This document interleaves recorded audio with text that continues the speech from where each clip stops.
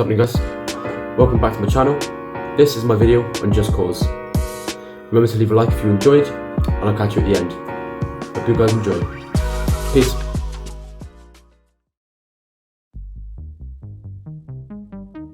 Resume normal duties. Target has escaped.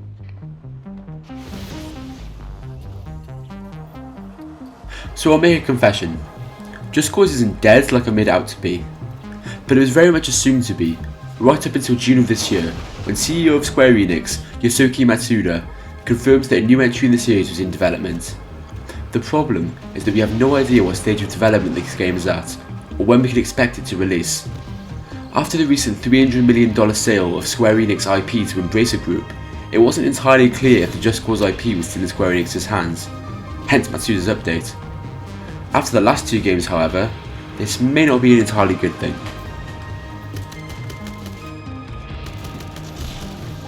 Just Cause 3 released as an anticipated sequel to the widely loved Just Cause 2. General consensus is that while Just Cause 3 was a little rough around the edges, it was still a great game with new ideas to add positively to the franchise. I'd say that I agree with this opinion. I've had a fab time with Just Cause 3 over the years, and here's a little analysis of why it was so good. Just Cause 3 is set in the island of Medici, which is where Rico Rodriguez, explosion connoisseur and series protagonist, is from. It sets up big stakes, with the tyrannical dictator Di Ravello gaining control of the island and manufacturing the local resource Bavarium into weapons. Now let's be honest, we all know that the story in Just Cause has never been good. It's always been just a little bit of paper to wrap the chaotic gameplay into, and it's never been particularly pretty wrapping paper either. At the end of the day though, while a better acted, less silly and more emotional story may be more enjoyable in the long run, it doesn't really matter. The fun in Just Cause isn't from the story, characters or cutscenes, it's from the gameplay. To this day, I've not found another game that delivers anything quite like the insane, off-the-rails, non-set piece moments that Just Cause does.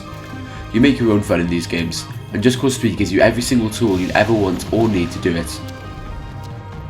You start off with Medici, which is a grappling hook and a parachute. This in any other game would have been enough, but Just Cause is a series about maximalisation.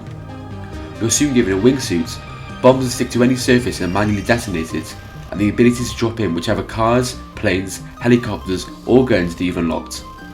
It's an incredible open world sandbox that gives you every tool you could imagine to cause unbelievable chaos. The only downside is performance. Even on modern consoles, the game only runs at a very choppy 30 frames, but I understand that optimization is a difficult topic. I just think that this game would benefit a huge amount from a next gen update.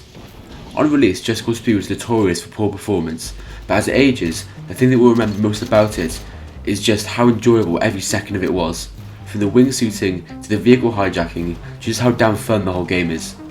It still holds up today, and with that being said, let's talk sales. Just Cause 3 sold 864,000 units globally in its first week. It's a pretty decent figure, both on paper and in reality, with Just Cause not being a Call of Duty or a Battlefield or even a Halo. The problem is that Square Enix have absolutely astronomical sales expectations, but that will become more relevant later.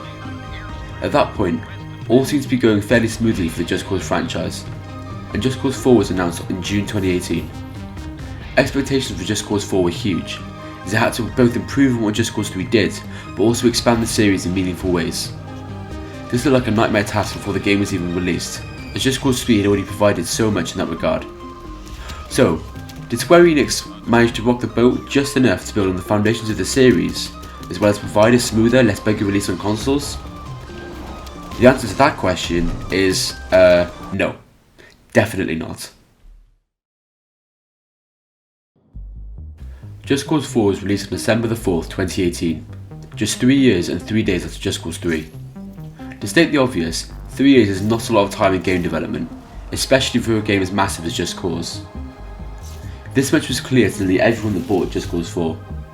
For example, the world was much more empty and filled with mountains and countryside, and most of the vehicles and explorable objects were asset flips from Just Cause 3. Not only that, but the foliage and some terrain in the new regions release were remarkably simplistic and bare, even for a game launching 3 years after its predecessor, which I think actually managed to look better than Just Cause 4 at times. Maybe most of that is just down to the setting, but if there's a way to make your comparison of two games in the same series more favourable to the older game, then the newer game has objectively failed in its graphical goals. Just Cause 4 also didn't run well on anything. It ran especially poorly on consoles, but PC saw some definitely shoddy performance as well. As you can probably predict from that introduction, Just Cause 4 did not do as well critically compared to the rest of the series. Saying that, Just Cause 3 wasn't a critical darling either, but Just Cause 2 certainly was. Just Cause 4 launched at a Metacritic score of 68, compared to Just Cause 3's 74 and Just Cause 2's 84. Seeing a trend? Then we're getting closer to the reason fans thought Avalanche Studios were done with the Just Cause games. Let's take a look on what Just Cause 4 brought to the series. Balloons. That's all Just Cause 4 had going for it. That's it. Goodbye. Have a good day. I'm obviously joking, but really, there is not a whole lot of new stuff in Just Cause 4. So Just Cause 4 is based around the concept of the weather weapon, Project Yappa, that's being used to create storms in Solis. The device creates enormous lightning storms, hulking tornadoes, and a whole lot of danger for Solis' residents. Sounds like a great thing to add to a Just Cause game, right? Well yes, had Avalanche actually decided to utilise this properly. There's such huge potential in this idea. Huge, terrifying weather storms sweeping through towns, destroying everything in its path and sparing nothing, Black Hand or Army of Chaos alike. Instead, we got this.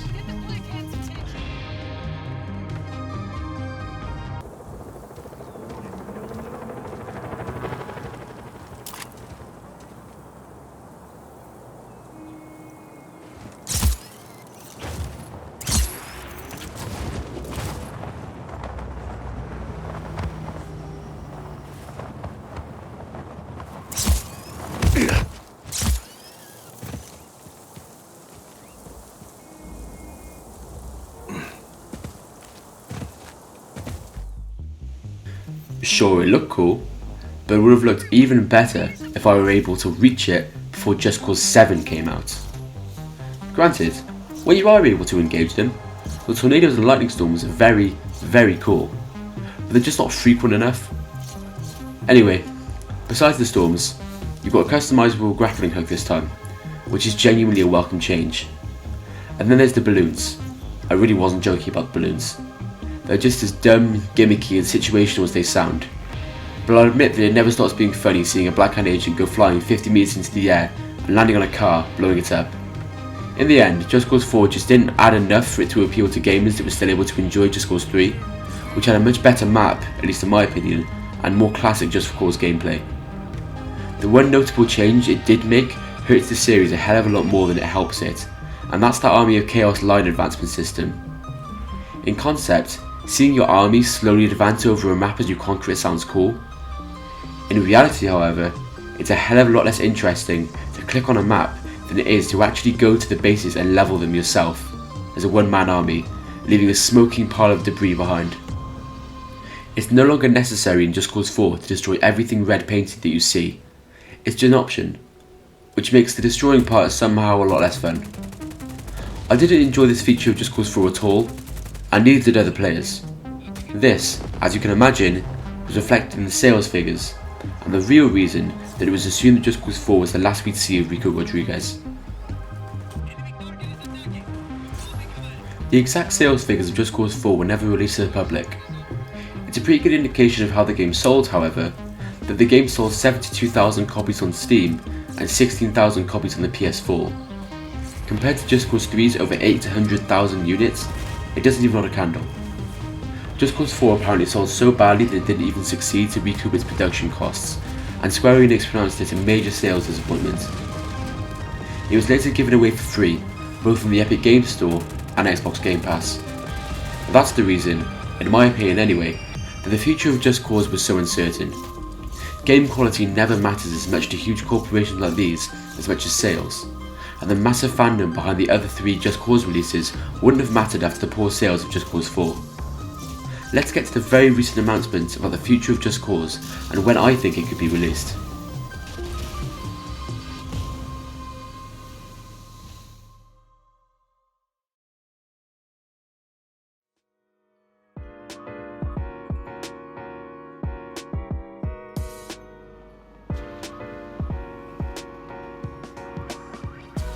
So, as I mentioned at the start of the video, there was the recent question posed to Yosuke Matsuda about the future of Just Cause, after the news of Square Enix's $300 million IP sale to Embracer Group. When questioned, Matsuda responded with, "We want to focus on creating new titles that align with our strategy, including ones that leverage new IP. The Just Cause franchise will remain our IP, and we are at work developing a new title in the franchise." We've known for a while about the Just Cause mobile game, which is currently out in Asia, but there had been no mention of a mainline entry in the series for years. Judging from that announcement, I'd say that the game is probably fairly early in development, or maybe nearly in active development, as Matsuda didn't give us any details on what that game might be, or if it would be a numbered sequel.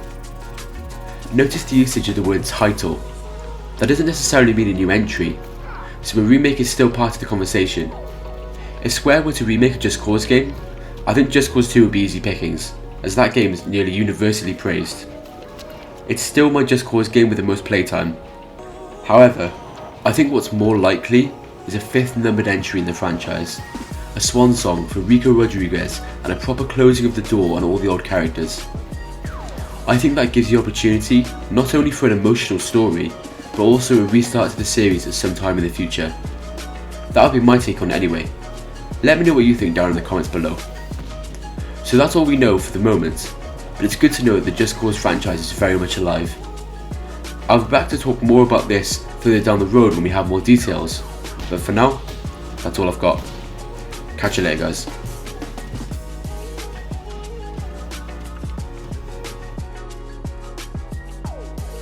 So thank you guys so much for watching. I really appreciate every single one of you that clicked on this video. Remember to leave a like and to subscribe. Let me know what you thought down below in the comments, and have a good rest of your day. Take care, guys. Have a good one.